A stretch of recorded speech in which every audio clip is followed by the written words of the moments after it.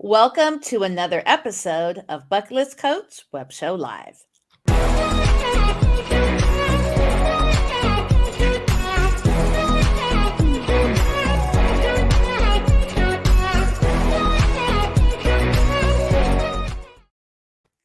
Well, hello, this is Cindy, your host over at Bucket List Coach Web Show Live. Can you turn down your volume, Danny, down to probably around 70, 75%? Again, a little feedback. Okay. Let's see where I'm at too. Oh, I'm at 100. Okay. Okay. Here we go. So make sure that you follow me on Facebook, TikTok, and Instagram over at Bucket List Coach Web Show Live. And if you subscribe to YouTube over at Bucket List Coach Web Show, you're going to have to subscribe, comment on this very video, and share to Facebook. I'll gift you a 5-night hotel stay. So many amazing destinations. So I pay for the hotel and you cover the tax. So a little bit about the show. I started the show a couple years ago. I actually started my travel brand back in 2013. In 2018, I became a travel agent. And I actually started this show because of Anthony Bourdain. Just like him, I was a chef for many, many years. And then I went into the travel space.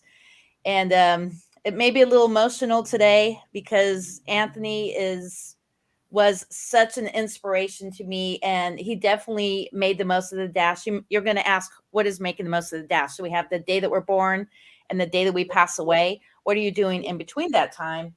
So speaking of, a big plug to National Day Calendar, Salsa Roja, baby, Chip and Dip Day. It's also Tamale Day. Make sure you go to nationaldaycalendar.com. So today on this show, I have my friend Danny. We actually met on TikTok, and he is carrying on the legacy of Mr. Anthony Bourdain. Welcome to the show. Great to be here with you, Cindy. This is a true honor. Just definitely have been looking forward to being definitely on the Bucket List Coach Web Show. So tell your story and then we'll go to one of your videos. So what's your backstory of what you do and why are you paying a tribute to the amazing Anthony Bourdain? Yeah, just a little bit about me. Born and raised in Boston, live now down in Rhode Island, which is about an hour from Boston. Just basically been like working with the government for the last 22 years, a little bit of like law enforcement, just kind of like transitioning now because I'm turning 50 this year, where I just started basically to look just to do something different within the last 10 years. Definitely that my wife and I, we've been just extremely lucky where we've been able to travel, where we've been just to many, many places that I never dreamed that I would be able to go, that we definitely just were extremely lucky to do. So basically what kind of like led me towards just now the TikTok was that I was traveling, but I had all these travel videos that were in my camera roll that I said, no one's ever going to see them but me. Where can I kind of channel these videos where somebody might, who has never been to these places, get a little bit of enjoyment? So I started with TikTok, just started to basically do it just now to put my videos, just to give them kind of a home, which kind of then just kind of like started to take off, which then has now led me to you. So here I am. So let's play the video. The great Anthony Bourdain once said of New Orleans, "There is no place on earth even remotely like it. Don't even try to compare it to anywhere else. The one thing that sticks with me is that I love New Orleans. It's not a city, it's a way of life. It's a place that you fall deeply in love with." Wow. So let's talk about NOLA, baby. Yeah, NOLA is definitely one of our favorite places. We were there in 2016, I believe. When you go to NOLA, what you're immediately struck with, that it doesn't have the commercialization that many of our big cities here in America have now, meaning that they've really done a great job where they keep what is old still there. There aren't that many McDonald's. There's not that many Subways. What you see there basically has been there for many, many years. They really, really held on to that tradition, the food, the people, the atmosphere. We were just so blown away by the whole experience that it really, really did now leave an effect on me and my wife. There's the ruby slipper. Oh, there you go. Yeah, such a great place. Yeah, good times. And you definitely had to add Brennan's because that's where the Bananas Foster was originated.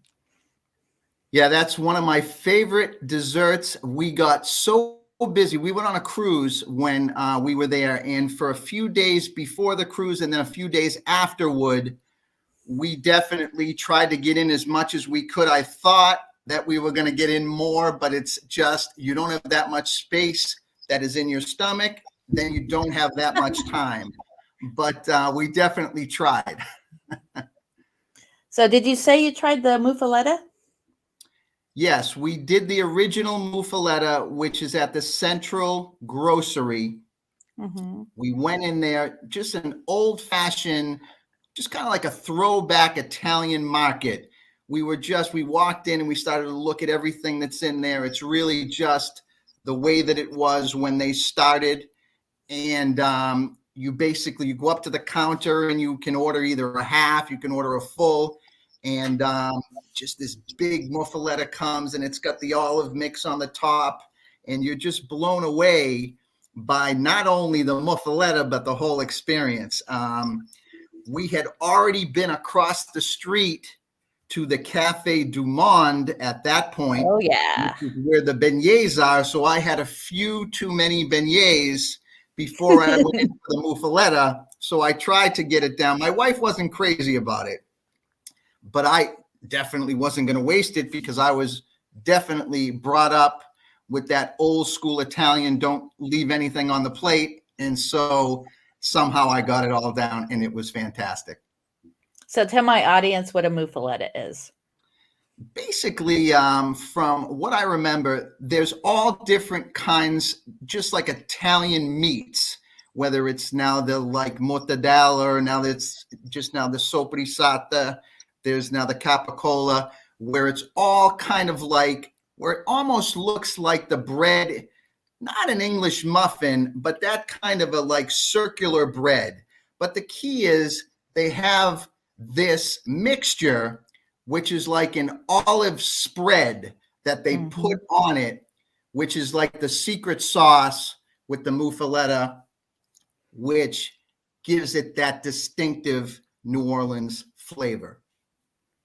Let me do an announcement. So if you are here on Facebook and you like to comment, you have to go to StreamYard.com/Facebook. So both of the platforms marry. Otherwise, we just see Facebook user. So we really want to see who's commenting here. So let's talk about his favorite spots. Yeah, he definitely had many, many, many, many favorites.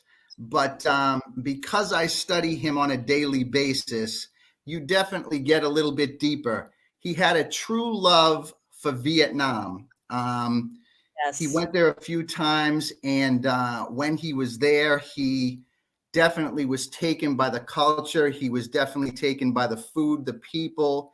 He loved, without question, he loved now like Vietnam. But there were many places. He loved definitely New Orleans.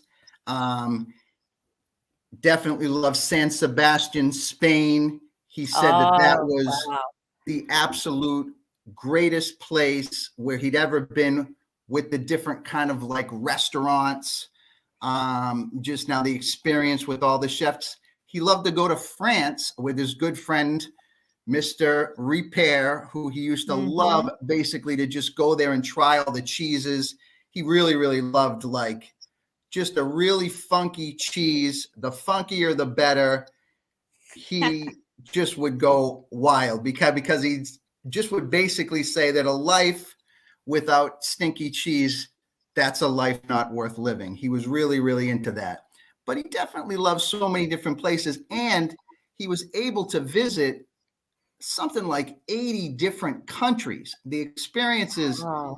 that he had, where you just keep going, like when you do the research with him, you definitely look for the places that he did not go more than the places that he went to, because the list with countries and places that he did not go to is extremely short, where you just, when you put in, did Anthony go just now, did just like Bourdain go here, very rarely will you come up with he did not visit that place. Just really, really incredible. One of the places that he did not visit, that he was planning on visiting, but just unfortunately never made it there, was Malta. We visited Oh, Malta. yes. We visited Malta in 2017, and when I tell you, we were blown away. You don't really expect it because it's not a country that you research that much, that you hear that much about. But when we went to Malta, we were just so blown away. The people, the experience. They have so many different backgrounds there. We were at the Blue Lagoon, which is an incredibly, just a beautiful, just like a lagoon where you could go and swim, and it's just the bluest water. We're in the water. Now, my wife speaks Italian, so she's listening to everybody around, and she's saying they're almost speaking like an Arabic, just like a dialect with Italian, where just that like Arabic mixed with Italian was just the most different kind of a dialect that my wife had ever heard. Then when we were there, many of them, they were coming up to me like that I was just like definitely from Malta. Just my guess is that my background, we might have had definitely that, just like just now the ancestors from there, because many people will say to me, well, are you Lebanese? Well, are you from the Middle East? You look Italian, but you also look Middle Eastern. When I was there, like I felt like these are my people and this is where I came from. Just was a great, great experience there. I loved it. So, what are some Bourdain bucket list areas that you want to check off your list? Yeah, definitely. There are many, but whenever he talked about whether he could have one food for the rest of his life, he would always talk about Japan. That's a place that I definitely want to get to, because the way that he just would describe it just makes me say that that is definitely a bucket list. Definitely want to get back to Spain, because though we were in Bars, we definitely want to do now the San Sebastian, because we didn't get there. But there are just so many places. You definitely want to do Vietnam without question. I definitely want to get back to just now to go to, just like once again, we need to just have more time in these places, because there's always a situation where you want to get everything in, but there's never just the amount of time that just basically being now like just needed, because you just never have enough of it. Well, let's talk about Bourdain Day. Yeah, Bourdain Day. Just when he passed, just that was definitely just you kind of like remember it like it was yesterday, because I was always very much into just not only his shows, just like, but the person, where there was something that I saw with him that just kind of like resonated, like a person who struggled for pretty much his whole adult life. He got his big break when he was 44 years old, which was definitely late in life, where just you see like a lot of the same things that just kind of resonate, which just kind of draw you to a person. Then when I heard him speak, when he would describe a place, he would put you there, meaning that the greatest gift that he had was that he could, with his words, with his writing, with his cadence, he could just bring you to a place, he could show you a people that most people will never see. That's a gift that definitely not a lot of people have. He was, in my opinion, the only one that had it.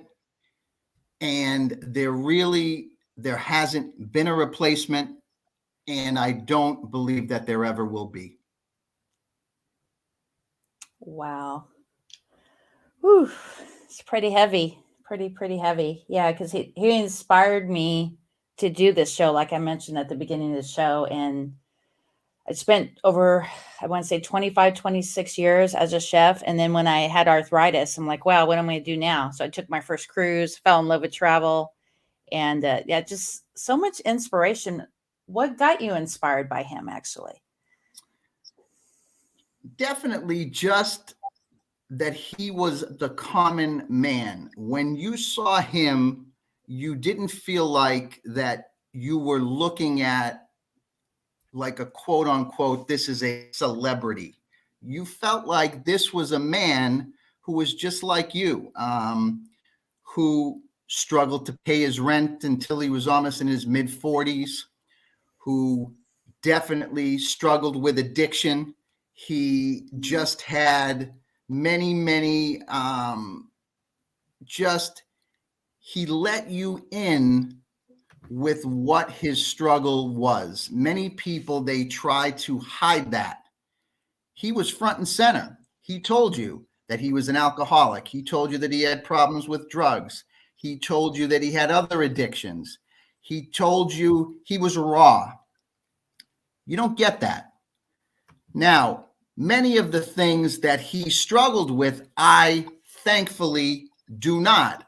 Like, I've never done drugs in my life. I've never had issues with alcohol, but there are different just addictions that you can certainly resonate with no matter what it is. He had a way where that his addictions might not have been your addictions, but through his addictions, you could feel what you struggled with within your life. Exactly. Well, let's play the movie trailer really quick. Roadrunner. Love it. That's only learning how to be a better person. You're probably going to find out about it anyway. So here's a little preemptive truth telling. There's no happy ending. 1, 2, 3, 4. Chef Anthony Bourdain. Anthony Bourdain. Anthony Bourdain, the renowned chef and best-selling author of Kitchen Confidential. All the TV chefs are so cuddly and adorable, you know, maybe I'm the antidote or something. Has a new program, Parts Unknown. 1 minute I was standing next to a deep fryer, and the next I was watching the sunset over the Sahara. What am I doing here?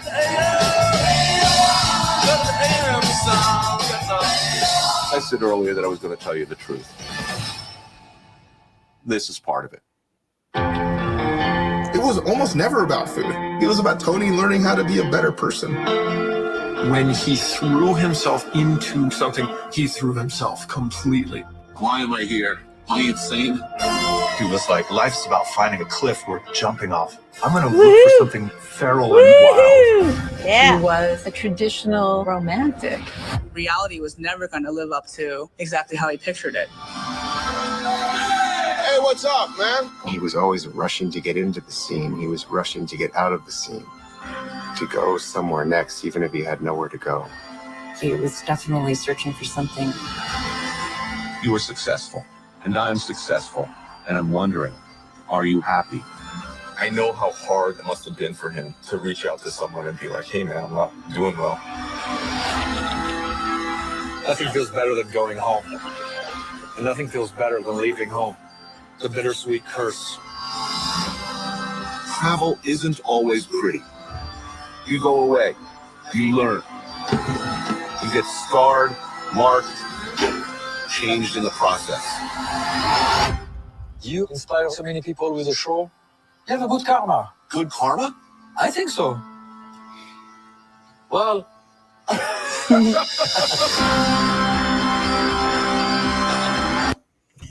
Whew.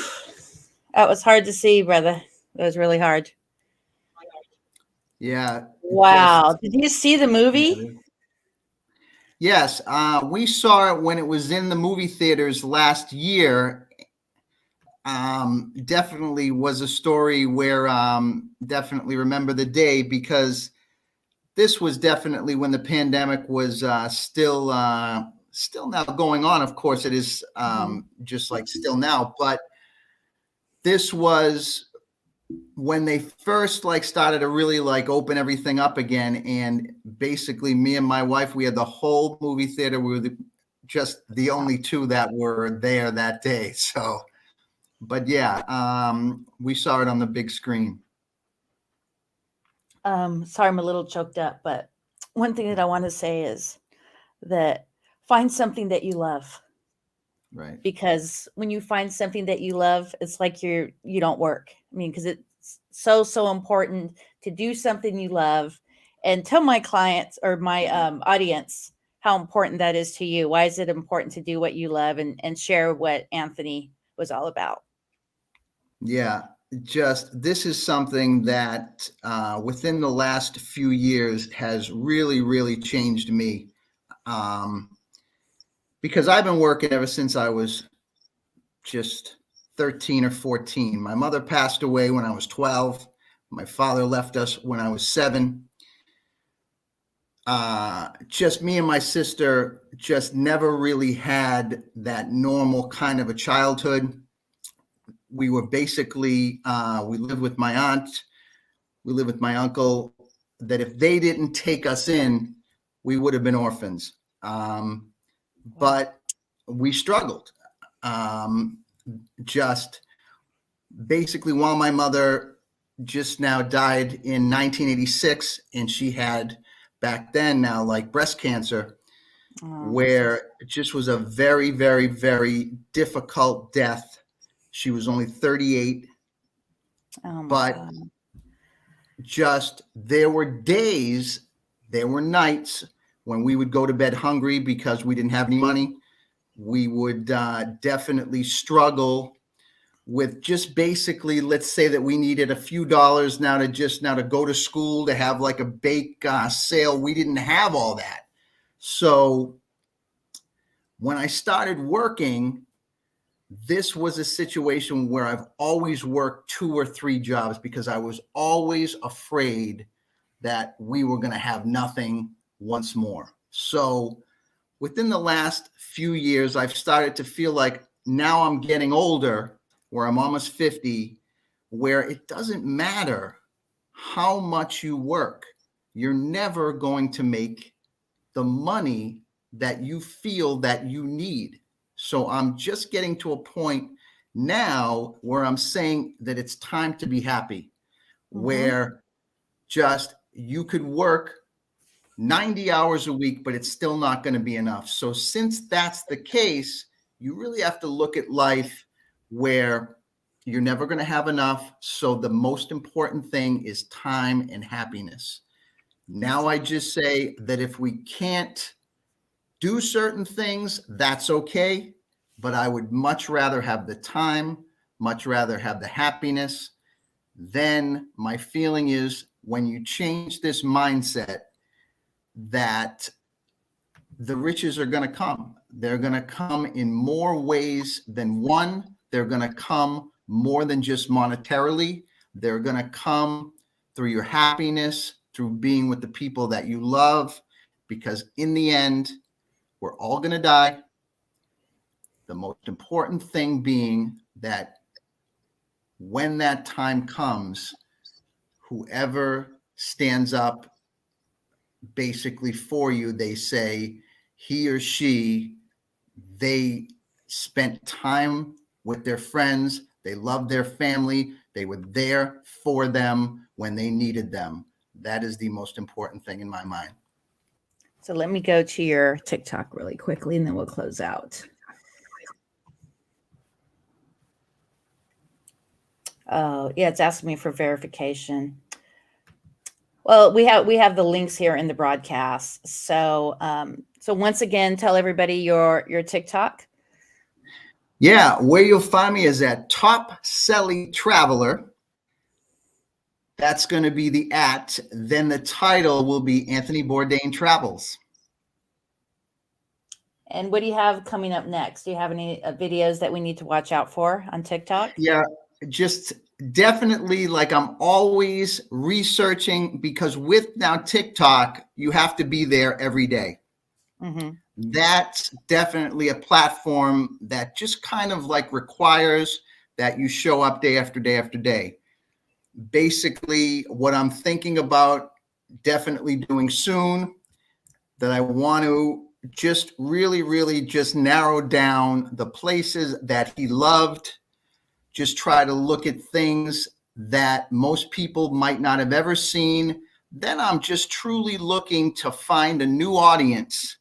That just the most satisfying thing when I get a comment that I did not know who just now Tony Bourdain was, but because of you, now I know who he was and is. Mm-hmm. That, to me, those are always the best compliments, because it's almost like you keep a legacy alive, which with this person, he had a very tragic life. He had a beautiful life, but my opinion that it was a life that is worth sharing, then it's a legacy that is definitely worth keeping alive. So in 1 minute, do a quick plug to Anthony Bourdain and why it's so important for you to carry on his legacy. Just, I feel that there's a misconception with mental health. What I see many times, that there is a lot of people who are in my comments who just, because of the way that he died, they just look at his life not being worth it now because of that. We have to really focus with this country, with this world, that mental health is a real thing. Many people struggle with depression. It doesn't matter how much money you have. It doesn't matter how much fame you have. You never know what someone is going through.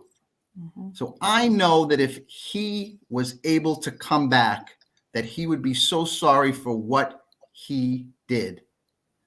We don't know exactly what was going on with his life at the time. We have our questions, we have our theories, but nobody really truly knows, because you never know what's going on in someone's head. The biggest thing that I try to just put forward daily, just the positives, then for everybody to stay strong, then to understand that mental health is real, that we're all struggling, that we're all in this together. Let's just try to just keep the legacies alive with the people that matter. My opinion, definitely Anthony Bourdain mattered. And then definitely on a daily basis, his legacy will be kept alive by me. Okay, let me find one more video and we'll close out. You could be awesome at something. Oh, let me start from the beginning. But if you feel in your heart, if you know, if you have reason to believe that you can be awesome at something, that you can be better at something than everybody else, that you could do something unique that will shock and astound and terrify people and bewitch them, do that. Wow. I'd seen that video and I'm like, no way, because I've never heard him say that. That's pretty powerful. So let's do some shout outs and then we're going to close out. I'll put you in the green room. Who would you like to shout out today? Yeah, definitely just want to shout out my friends and my family, especially my sister Tina, my wife Marianne. Just without these people, there is definitely there's no me without them. So I just want to shout them out. Thank you so much. And I want to do a shout out to you, because Anthony Bourdain was a big part of my life. I've never met him, but when I was going to culinary school and I spent the 20-some years in hotels, kitchens, cruise ships, I even had my own personal chef business. So it's meeting you, it just got me full circle, and I'm just so grateful for you. So I just wanted to let you know that. And I'd love to have you on once a month or once every couple months, and definitely celebrate on the 25th of June. Let's do it. Most definitely. So grateful to have found you. I can't wait basically to do more, and definitely Bourdain Day. You can count on me to be there. Thank you so much for having me. You are welcome. I'm going to put you in the green room, so hang tight for about 45 seconds, and then we'll chat for a few. Thank you, Danny. Bye. Whew. That was a tough show, guys. My very first love was culinary arts, and I came across Bourdain in circles and everything. It's all full circle now, all these 30-some years later, and I'm just so grateful that I met Danny. And so definitely stay tuned here on this YouTube. You can see the links, and share this broadcast. If you subscribe, comment, and share to Facebook, I will gift you that 5-night hotel stay. And next on the 3 o'clock show, everybody knows I have a love for Top Gun. I have my friend Wayne Gates. He was an extra on Top Gun, the movie, and we all remember that famous scene. He's holding a tray of coffee, and the coffee ended up on the air boss. So definitely come back here at 3 o'clock Pacific. Shaka, baby. We'll see you on the next show. Have a wonderful day.